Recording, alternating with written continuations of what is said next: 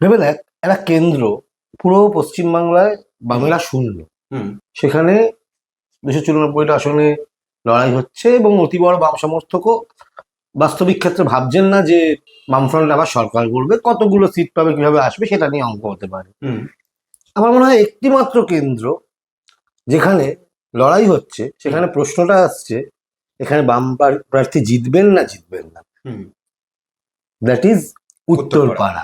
অনেকদিন থেকে নমস্কার, আমি রূপক বসু, আমার সঙ্গে অভিষেক সেনগুপ্ত, বেঙ্গল পলিটিক্সের। আর আমাদের আজকের বিষয় হচ্ছে উত্তরপাড়া কি মেলাবে উত্তর, এটাই তো। বা মীনাক্ষী কি উত্তর মেলাবে? একটা খুব ভালো ইন্টারভিউ অভিষেক করে এসছে মীনাক্ষী।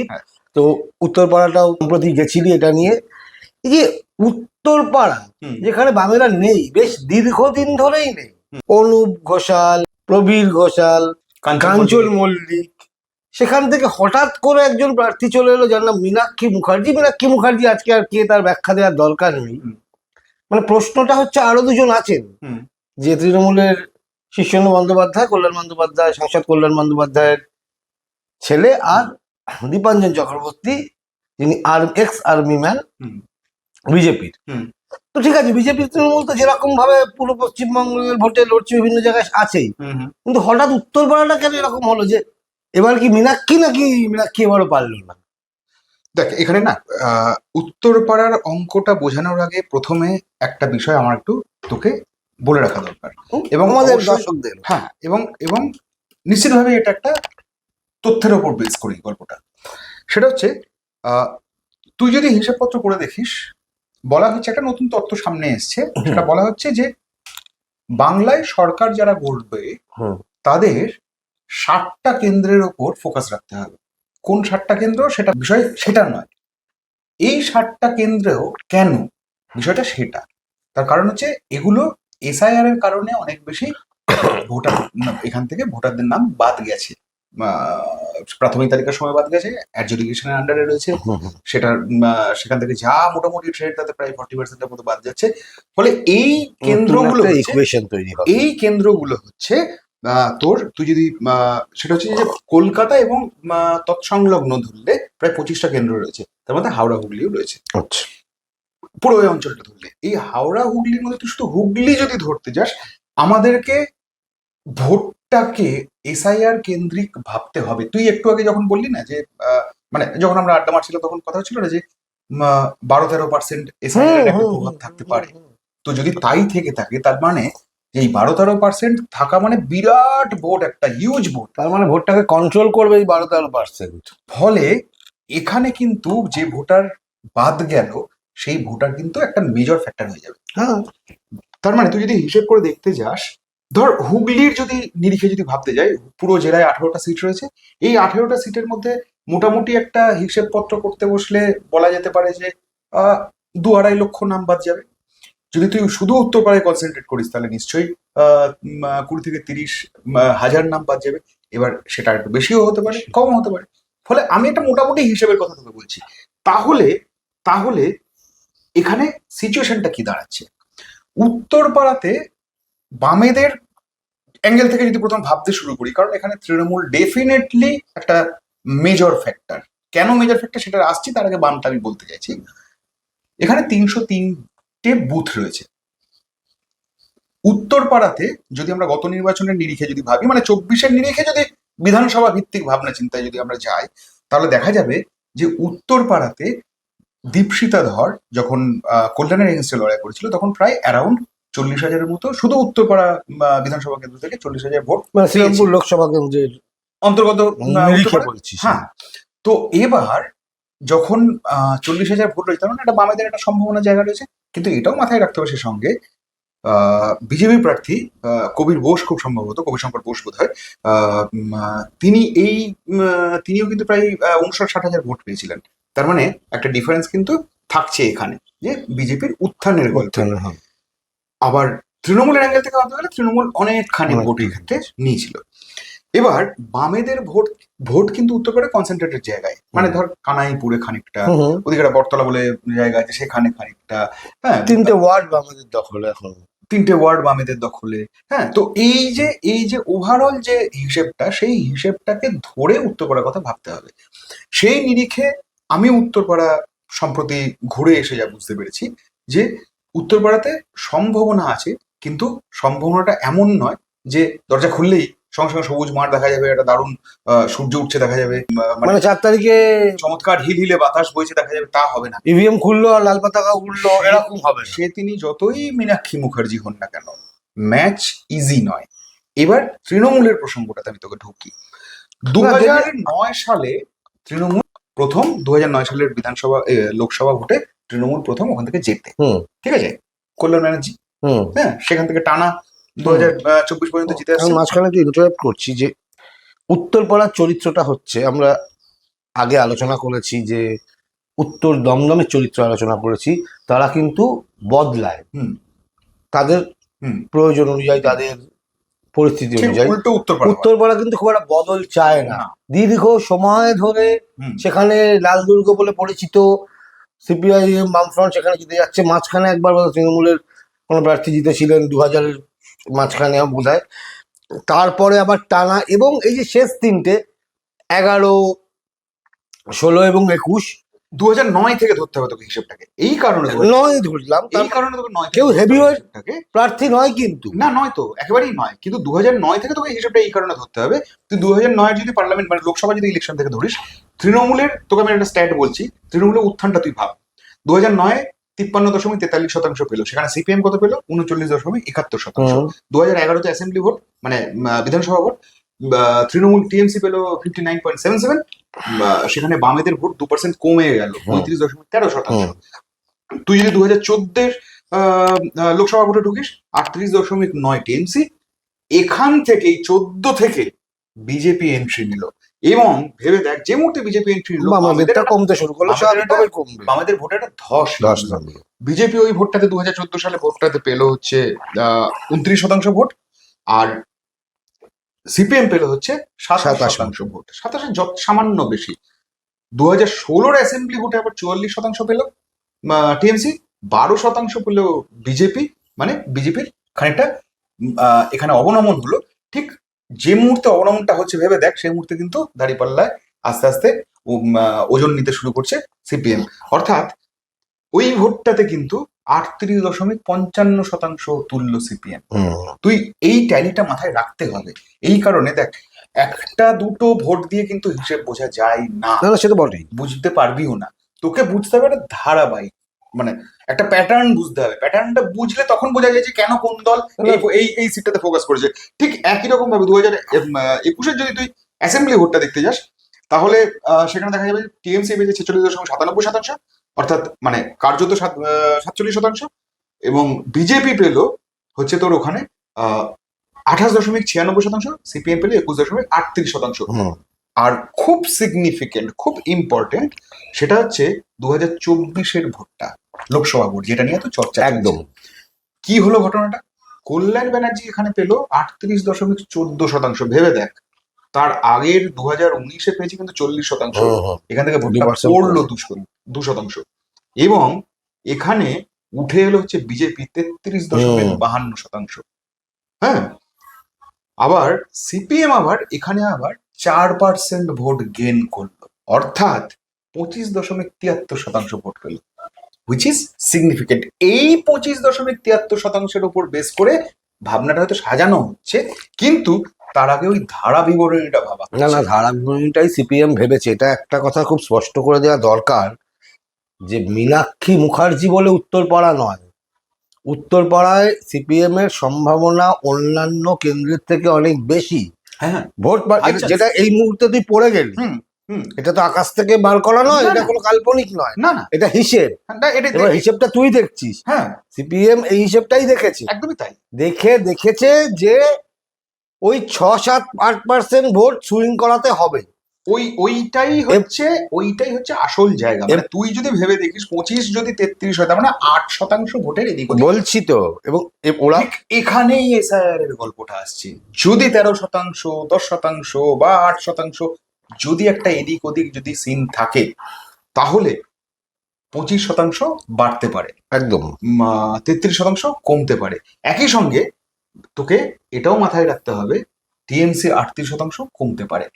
এই অঙ্কটাই কষা হচ্ছে বামেদের তরফে। শুধু তাই নয়, তার সঙ্গে যে মানুষটা নিজের ক্যারিশমায় কিছু 5-6% এদিক ওদিক হেরফের করতে পারে এই মুহূর্তে সিপিএম এ তার নাম মীনাক্ষী একদম মুখার্জি। একদম সেই জন্যই উত্তরপাড়ায় মীনাক্ষী মুখার্জি, আর কোনো কারণ না। একেবারে। এখানে অন্য আরেকটা অঙ্ক মাথায় রাখতে হবে রূপক। এই অঙ্কটা মাথায় না রাখলে বিষয়টা এরকম দাঁড়াবে যে অঙ্কটা খুব সহজ কিন্তু অঙ্কটা খুব কঠিন অঙ্ক। 2009 সাল থেকে যে লোকটা 2024 সাল পর্যন্ত ক্ষমতা দখলে রাখে সেই লোকটার এলাকায় দাপটটা ভাব। 100 বার কল্যাণ ব্যানার্জির কথা বলছিস, একদম। এবং তোর কি মনে হয় কল্যাণ ব্যানার্জি ছেলেকে নামিয়েছে ম্যাচটাকে ইজি করার জন্য? আমি কোথাও মনে হচ্ছে কল্যাণ ব্যানার্জির কাছে এটা অনেক বেশি প্রেস্টিজ ফাইট। কল্যাণ ব্যানার্জির ছেলে যদি হেরে যায় তাহলে বলতে হবে কল্যাণ ব্যানার্জি ঘরে বসেই কল্যাণ ব্যানার্জি জোড়া লড়াই লড়ছে, একটা হচ্ছে তৃণমূলের হয়ে লড়তে হচ্ছে, একটা নিজের ছেলের জন্য লড়তে হচ্ছে। একেবারেই তাই। তার সঙ্গে আমি যোগ করবো এই যে কারণে আমরা আলোচনাটা শুরু করেছিলাম যে মীনাক্ষী নয়, শীর্ষণ্যর আগে রাজনৈতিক তো খুব একটা, নিশ্চয়ই সে রাজনীতির সাথে যুক্ত হয়তো ছিল, কিন্তু সে আইনজীবী এবং ইয়াং ডাইনামিক মানে যুবক, এবং তার আমি খুব বক্তব্য শুনি, কিন্তু এই ভোটের পার্সপেক্টিভে বিভিন্ন প্রচারে আমি যা তার বক্তব্য শুনছি ভীষণ সেন্সিটিভ বক্তব্য দেয়। শীর্ষণ্যর মুখেই প্রথম শুনলাম যেটা বললো, আমি আর কোনো তৃণমূল নেতার মুখে আমি শুনিনি, নিশ্চয়ই তারা বলতে পারেন যে না সিপিআইএম তো পুরো এর জন্য লড়ছে না, পুরো মানে রাজ্যের জন্য লড়ছে না, ওরা 20খানা স্পেসিফিক আসনের জন্য লড়ছে। মানে রাইট ভিশন, প্রপার ভিশন, ও জানে রাজনীতিটা, কাজে ওকে ধারা। এবং আমরা যা খবর পাচ্ছি, আমি যাইনি, তুই গেছিস, শীর্ষণ্য কিন্তু বাড়ি বাড়ি ভিজিট করছে। না শীর্ষণ্যর এইটা মাথায় রাখতে হবে, এই জিনিসটা লোকে ভুলে যাচ্ছে বারবার বলতে গিয়ে। মীনাক্ষী মুখার্জি নিশ্চিন্তে খুব বড় নেত্রী, কোনো সন্দেহ নেই, কিন্তু শীর্ষণ্য 2024 সালে বাবার জন্য প্রচারে নেমেছে, বলে শীর্ষণ্য এলাকা অপরিচিত। একদমই নয়, বরং খানিকটা যে কল্যাণ পরিযায়ী বলেছেন মীনাক্ষীকে, পরিযায়ী সবাই খানিকটা ভাবতে গেলে মীনাক্ষীকে ওই এলাকায় মানুষজন সত্যি তো নিজের মানুষ বলে তো চেনেন না। এবার এখানে প্রশ্ন হচ্ছে যে এখানে কতটা দীপাঞ্জন চক্রবর্তী ফ্যাক্টর হবে, সেটার উপর কিন্তু অনেকটা অঙ্ক দাঁড়িয়ে থাকে। কতটা হবে, কিরকম ব্যাপারটা কিরকম, এখানে যদি দীপাঞ্জন চক্রবর্তী একটা এমনি তো একটা বেস আছে ভদ্রলোক, হ্যাঁ, মানে একটা আর্মি বলতে একটা মানে সৈন্য বাহিনীর মানুষ হিসেবে একটা আলাদা শ্রদ্ধা তৈরি হয়ে যায়, জনপ্রিয়তা, এবং শুধু বিজেপিতে আসার আগে উনি যথেষ্ট পরিচিত নাম, হ্যাঁ জনপ্রিয় নাম, যুদ্ধের কথা বলছেন, হ্যাঁ অনেক সময় দেখেছি। এটা বললে তো আমরা ইন্ডিয়ান আর্মি বলতে একটা ব্যাপার থাকেই, ফলে ওনার একটা এমনি একটা ইম্প্যাক্ট তৈরি হচ্ছে, হ্যাঁ এটা নিয়ে অস্বীকার করা যাবে না। যেহেতু এর আগের ভোটটাতে বিজেপির একটা উত্তরণের রেখচিত্র ধরা পড়েছে, ফলে দীপাঞ্জন চক্রবর্তীকে ওখানে খুব ঠান্ডা মাথায় বিজেপি ভাবনা চিন্তা করে ওখানে দিয়েছে। এখানে যদি দীপাঞ্জন চক্রবর্তী যদি তৃণমূলে থাবা বসায় তাহলে তৃণমূলের ধস নামতে পারে। একই সঙ্গে রামবাম তত্ত্ব যদি এখানে খানিকটা কাজ করে যায় তাহলেও খানিকটা বিপদ হতে পারে। ফলে সিপিএম কে একই সঙ্গে দুরকম ম্যাচ খেলতে হবে। প্রথম ম্যাচ হচ্ছে তৃণমূলকে কার্যত বিপদে ফেলা, 2 নম্বর ম্যাচ হচ্ছে বিজেপিকে চাপে রাখা, এবং 3 নম্বর একটা ফ্যাক্টর হতে হবে এমন একজন মুখ সেখানে দাঁড়িয়ে জনতার মানুষ হতে হবে যিনি মানুষকে বললে কাজ হয়। সেই 3 নম্বর ফ্যাক্টরটা সিপিএম আপাতত মিলিয়েছে, বাকি দুটো ফ্যাক্টর কিন্তু খুব ইম্পর্টেন্ট। এমনিতেই ভোটের কথা বলে যে তোকে 3টে জিনিস ভোটের মাথায় রাখতে হয়, একটা তোর মস্তিষ্ক প্ল্যানিং, একটা মনস্তত্ত্ব, এবং একটা মানবিক দিক, মানুষের কাছে যাওয়া, মানুষের মন পড়া, এবং থার্ড জিনিসটা হচ্ছে অঙ্ক, যেটা তুই পড়লি পার্সেন্টেজ করে, অনেক এগুলো ব্রডার সেন্স, আমি ছোট করে বলছি। এই 3টে অঙ্ক যদি, এটা এরকম না যে অঙ্কটা একটু কম হবে মানে আমি মানুষের কাছে বেশি গেলাম, আমার অঙ্ক ফঙ্ক নেই, আচ্ছা ঠিক আছে আমার পরিকল্পনাটা খুব আছে কিন্তু আমার মনস্তত্ত্ব নেই, 3টেই সমানভাবে মেলাতে হবে। এই 3টেকে না ধরলে উপনির্বাচন হতে পারে, উপনির্বাচনও হতে পারে না, তাছাড়া তুই জিততে পারবি, মানে আমি বলছি পাড়ার নির্বাচনও হতে পারে না। Vote is a different ball game. রাজনীতি করা, সারা বছর আন্দোলন করা, মানুষের পাশে থাকা, মানুষের পাশে না থাকা, দুর্নীতি করা, হেন তেন করা, সব একটা দিকে, কিন্তু ভোটের খেলাটাই আলাদা, এবং ভোটের আলাদা কিন্তু প্লেয়ার থাকে।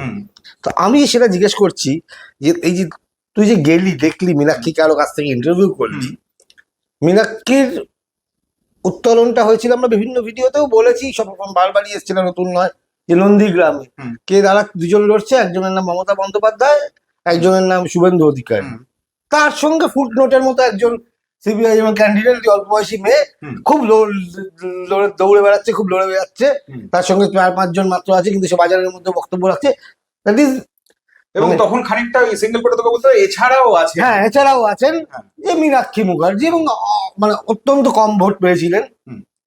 এই 5 বছর বাদে যখন মীনাক্ষী মুখার্জি আজকে কার্যত সিপিআইএম এর মুখ হিসেবে লড়ছে, কার্যত নয়, মুখ হয়ে লড়ছে, হুম। কেমন দেখলি মীনাক্ষী মুখার্জিকে? তিনি কতটা কনফিডেন্ট? দেখ, আমি মীনাক্ষীর প্রশ্ন করার সময় তো সেটা করা যায় না, প্রশ্ন উত্তর হয় তার বক্তব্য। আমি তোর ভিশনটা জানতে চাইছি। মীনাক্ষীর সঙ্গে কথা বলতে গিয়ে মীনাক্ষীর সঙ্গে যোগাযোগ আমার আছে, এবং আমি ওটা বলতে যাচ্ছিলাম যে তুই যেহেতু মীনাক্ষীর সাথে, তোর যেহেতু একটা যোগাযোগ আছে বিভিন্ন সময়, তুই মীনাক্ষীর সাথে মানে অফবিট সবসময় যে ভিডিও এসছে তা নয়, হ্যাঁ, বা সবসময় Story হয়েছে তা নয়, সঙ্গে তো খানিকটা মনস্তত্ত্ব বুঝি যা হয়, একজন সাংবাদিকের একজনের সাথে যোগাযোগ বেশি থাকে। তো তোর সঙ্গে মীনাক্ষীর সেটা আছে, ওয়েবলেন্থটা মেলে কোনো কোনো জায়গায়। সেই জায়গা থেকে বলছি, মীনাক্ষীকে তুই কেমন দেখলি, কতটা কনফিডেন্ট? আমার একটা জিনিস মনে হয়েছে মীনাক্ষীকে দেখে, মীনাক্ষী দেখ, বরাবরই মীনাক্ষী অত্যন্ত কনফিডেন্ট এক মহিলা। হ্যাঁ, মানে মীনাক্ষীর সবসময় একটা এই ব্যাপারটা রয়েছে যে উল্টো দিকে যেই থাকুক না কেন আমি হারিয়ে দিতে পারবো। আমি মীনাক্ষীকে ইনফ্যাক্ট এটা জিজ্ঞেসও করলাম যে এই যে আপনার এই আগ্রাসন, এটা কি ইনবিল্ট নাকি সিপিএম আপনার মধ্যে ইনজেক্ট করেছে? তো মীনাক্ষীর মজার উত্তর দিয়েছে। মীনাক্ষীর বক্তব্য হচ্ছে যে যখন দেখি অনেক মানুষ দাঁড়িয়ে রয়েছেন, যখন দেখি মানুষ সত্যি ভালো নেই, তখন মনে হয় এদের জন্য কিছু করবো না। তো এই যে মোটিভ, এই যে ফ্যাক্টর, এইটাই মীনাক্ষীকে মীনাক্ষী করে তুলেছে। একটা জিনিস মাথায় রাখতে হবে, মীনাক্ষী কিন্তু, আমরা বলি না যে একটাও সম্ভাবনার জায়গায় যেন না ছাড়া হয়।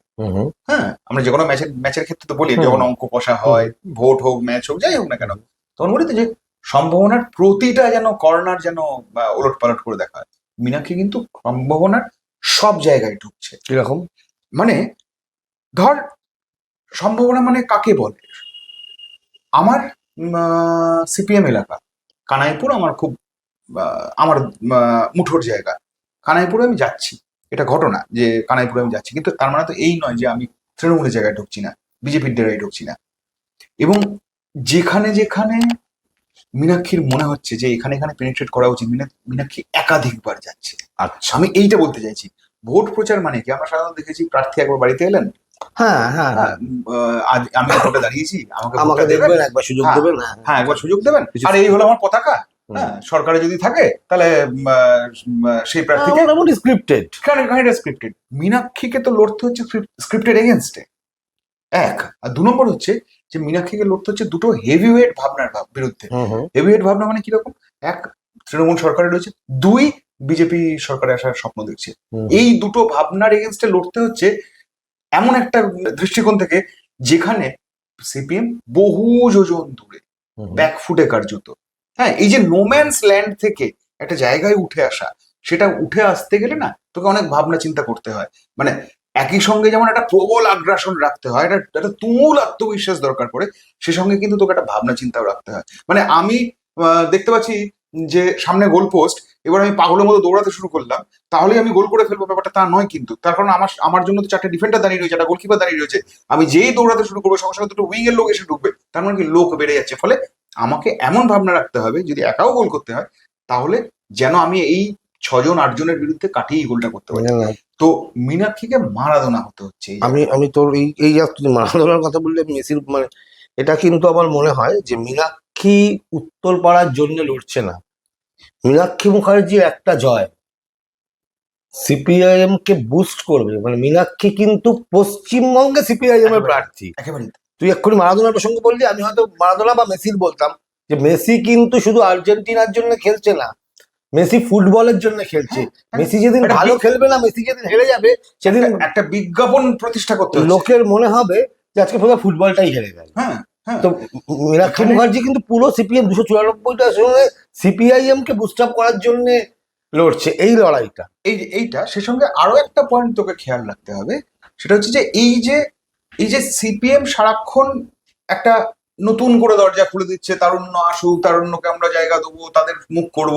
এই যে যুক্তি বল, দর্শন বল, নতুন ভাবনা বল, যাই হোক, এটাকে যদি এস্টাবলিশ করতে হয় তাহলে মীনাক্ষীকে জিততে হবে। হ্যাঁ, আর না কারণ হলে তো কারণ যুব সম্প্রদায়ের ওই কিন্তু মুখ। এটা পরবর্তীকালে পার্টি বলতে পারবে যে আমরা একটা প্রোডাক্ট এমন তৈরি করেছিলাম, যে প্রোডাক্ট আমাদেরকে, যুব প্রোডাক্ট, যে আমাদেরকে জয়ের একটা নতুন দরজা দেখেছিল, যে দরজা দিয়ে আমরা বেরিয়ে এসে আস্তে আস্তে আস্তে আস্তে আমরা নিজেদেরকে আরো স্প্রেড করতে পেরেছি। একদম। ফলে মীনাক্ষীর লড়াইটা কিন্তু শুধুমাত্র বিজেপি তৃণমূল, আমি সেটাই বলছি। হ্যাঁ, মানে আমরা উত্তরপাড়া আলোচনা করতে গিয়ে হয়তো মীনাক্ষীকে একটু বেশি স্পেস দিলাম, কিন্তু এই লড়াইটা ভাবতে গেলে সিপিএম দিয়েছে, এই না শুধু সিপিএম নয়, এই স্পেসটাকে কিন্তু মানে তুই যদি রাজনৈতিক প্রেক্ষাপট থেকে তুই যদি ভাবতে যাস, এটা তো সত্যি প্রতি মানুষই তো এটা চায় যে সরকারে থাকবে যারা, তারা সরকারে থাকুন, কোনো অসুবিধা নেই, কিন্তু বিরোধীতে যারা থাকবেন তাদের মধ্যেও যেন সরকার এবং বিরোধী মধ্যে যেন একটা ভারসাম্য। এই যে এই মুহূর্তে ধর তৃণমূল সরকারে রয়েছে, বিজেপি বিরোধিতা রয়েছে, ভারসাম্যের জায়গা কি না নওশাদ সিদ্দিকী একা, তো সেটা তো হবে না, সেটা হয় না। এবং মীনাক্ষী কিন্তু এই জিনিসটা আমাকে খুব খুব সিগনিফিকেন্টলি বলেছে এবং খুব বোল্ডলি বলেছে মীনাক্ষী। সেটা হচ্ছে যে এবার সিপিএম বিধানসভা যাবেই সেটা তার মানে নিশ্চয়ই কিছু একটা ভেবে, হ্যাঁ, স্বপ্ন নিশ্চয়ই কোথাও তলে তলে নিশ্চয়ই আস্তে আস্তে বোগনভেলিয়া ঝাড় হয়ে উঠছে নিশ্চয়ই। আর একদমই তাই, মানে এই সব শুধু তাই নয়, মানে সিপিএম যে মীনাক্ষী মুখার্জিকে প্রজেক্ট করছে তাতে আবার তার একটা অন্য দিকও আছে, যে খেয়াল করে দেখবি অর্থ সংগ্রহের জন্য তখন যেহেতু ভোটের মানে দিনক্ষণ ডিক্লেয়ার হয়নি, মীনাক্ষী কিন্তু উত্তরপাড়া তখন থেকেই পড়ে আছে। এই নিয়ে সিপিএম এর বেশি মানে অনেকের মধ্যে আবার একটু উষ্মা, একটু মানে মৃদু ক্ষোভ, হ্যাঁ, যে ওকে তো দেওয়া হলো, আমাদের তো মানে মোটামুটি যদি ভালোই দেওয়া হয় তাহলে আমরাও কেন আগে থেকে গেলাম না, এটা আছে এবং এটা থাকবেই। সে তো বটেই, কিন্তু আমি তার সঙ্গে বলবো সবার তো মন জোগানো যায় না, মন জোগানো তাই তো আমাদের নেই, আমরা যা শুনছি যা দেখছি তাই বলছি। আমার শিষ্য লোকেও বেশ ঝকঝকে লাগলো, আমার কিন্তু হ্যাঁ অল্প বয়সী ছেলে। এবং দেখ এই যে তৃণমূল যে পন্থাটা নিয়েছে, আমরা তো সারাক্ষণ বলে থাকি যে তৃণমূলের মমতা মানেই তৃণমূল, তৃণমূল মানেই মমতা, এইটা তো আমরা বলে থাকি সারাক্ষণ। তৃণমূলের প্রচুর নতুন মানে এইটাই বলতে, তার মানে কি তৃণমূল কিন্তু ভবিষ্যতের কথা ভাবছে, তার মানে আফটার মমতা দলটা মুছে যাবে এরকম ব্যাপার নয়, তার আগেই মানে মমতা যতদিন আছেন ততদিন থাকতে থাকতে তৃণমূলকে একটা শক্ত জমির উপর দাঁড় করিয়ে দিতে চাচ্ছেন, যে কারণটার জন্য কিন্তু মমতা এগিয়ে দিয়েছেন অভিষেককে। এটা তো অভিষেক ব্যানার্জি একটা নিজস্ব তার একটা ভাবনা, তার একটা দর্শন, সেটা কারোর সাথে মিলতে পারে, কারোর সাথে না মিলতে পারে, কিন্তু সেটা হচ্ছে একেবারেই তাই। তো লড়াইটা কার অ্যাকচুয়ালি, মানে লাস্ট প্রশ্নে যাব আবার ঘুরে ফিরে, যে মীনাক্ষী মুখার্জি তো 294খানা আসনের জন্যই, মানে সিপিএম বামফ্রন্টের 294খানা আসনের উত্তরপাড়ায়, তার মানে তার ব্যাপারটা তাই দাঁড়াচ্ছে। অন্য জায়গায় কি হতে পারে, যে মীনাক্ষী যদি উত্তরপাড়ায় না যেতে তাহলে তো সিপিএম অনেকটাই ধাক্কা খাবে। আবার তুই বলছিস খুব সহজও নয়। আবার আরেকটা জিনিস মাথায় রাখতে হবে, দেখ কিছু কিছু জায়গায় তো তোকে একটা ফোকাস তৈরি করতে হয়। কেন ভবানীপুর ফোকাস হয়ে গেল, কেন মমতা দাঁড়ানোর পাল্টা শুভেন্দু ওখানে দাঁড়ালো, ভেবে দেখেছিস কখনো? এর পেছনে কারণ হচ্ছে মমতা ওখানে দাঁড়িয়েছেন, শুভেন্দু যদি ওখানে দাঁড়ান, ডেফিনেটলি এগুলো তো ভাবা হয়, যদি ওখানে দাঁড়ান তাহলে যে হাইপ তৈরি হবে, যে মানে শুভেন্দু মমতার যে দ্বৈরথ নিয়ে যে চর্চাটা হবে, বাদ বাকি অন্যান্য আসনগুলো নিয়ে অতটা হবে না, তাই তো?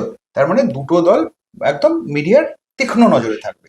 তাহলে সিপিএম কে তো এমন একটা জায়গা বাঁচতে হতো যেখানে মীনাক্ষী দাঁড়ালে জেতার সম্ভাবনা ভালো রকম রয়েছে, এরকম ভাবনাটা তৈরি হবে এবং লোকের নজর ওখানে থাকবে। যে কারণে তুই যদি ভবানীপুরকে 1 নম্বর কেন্দ্র হিসেবে ধরিস, তাহলে কিন্তু রাজ্যের ভোটে 2 নম্বর কেন্দ্র হিসেবে তোকে ধরতে হবে কিন্তু উত্তরপাড়া। আমি সেটাই বলছি, এবং শোনা গিয়েছিল যে ওখানে ইমন চক্রবর্তী প্রার্থী হতে পারেন, কোনো মানে প্রমাণ আমার কাছে অন্তত নেই, আমি জানি না তোর কাছেও নেই, তো যতক্ষণ না মুখে বলছেন হ্যাঁ কারোর পক্ষেই বলা হয়নি, কিন্তু শোনা গিয়েছিল এবং সেটা আরো জোরালো হয়েছিল সম্ভাবনাটা, যেহেতু ওখানে ওই ধরনের সেলিব্রিটি প্রার্থী বরাবর ব্যবহার করা হয়। ঘোষাল গায়ক,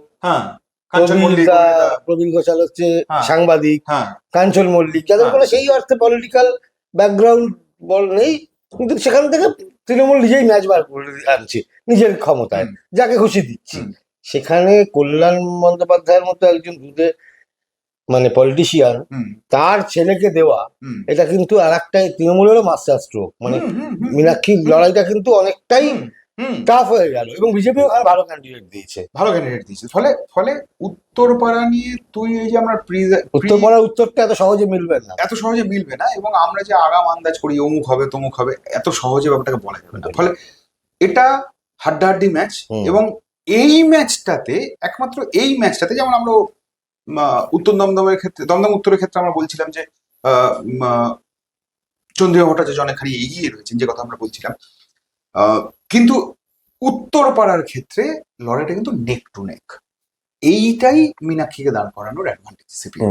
এবং ভালো মানে বড় জায়গায় যেতে গেলে তো তোকে তো ভালো ম্যাচই জিতে আসতে অবশ্যই হবে। অবশ্যই অবশ্যই, ছোটখাটো ম্যাচ জিততে হয় না। ইস্ট বেঙ্গলকে নাম করতে গেলে মোহনবাগানকে হারাতে হবে, মোহনবাগানকে একদমই হারাতে তাই, গেলে হ্যাঁ একদমই তাই, গরল গাছকে হারাতে হবে। সেই। তো ফলে এই ম্যাচ আমার ধারণা মীনাক্ষী তো আসলে লড়ছে কল্যাণ ব্যানার্জির এগেনস্টে, দীপাঞ্জনও তাই, দীপাঞ্জন বাবুও তাই লড়ছেন। তো ফলে এই ম্যাচটাতে কিন্তু কল্যাণ ব্যানার্জির কিন্তু এটা সিরিয়াসলি অ্যাসিড টেস্ট। নিজে ভোটে না নেমে ভোটে জেতানো হার্ড টাস্ক কিন্তু। তো আমরা সেদিকে তাকিয়ে থাকবো। দেখা হচ্ছে আবার পরের ভিডিওতে। নিশ্চয়ই এরকম কোনো এরকমই কোনো ইন্টারেস্টিং বিষয় নিয়ে আমরা আসবো, কোনো একটা কেন্দ্র ধরে, কোনো প্রার্থী ধরে। ধন্যবাদ, ভালো থাকবেন।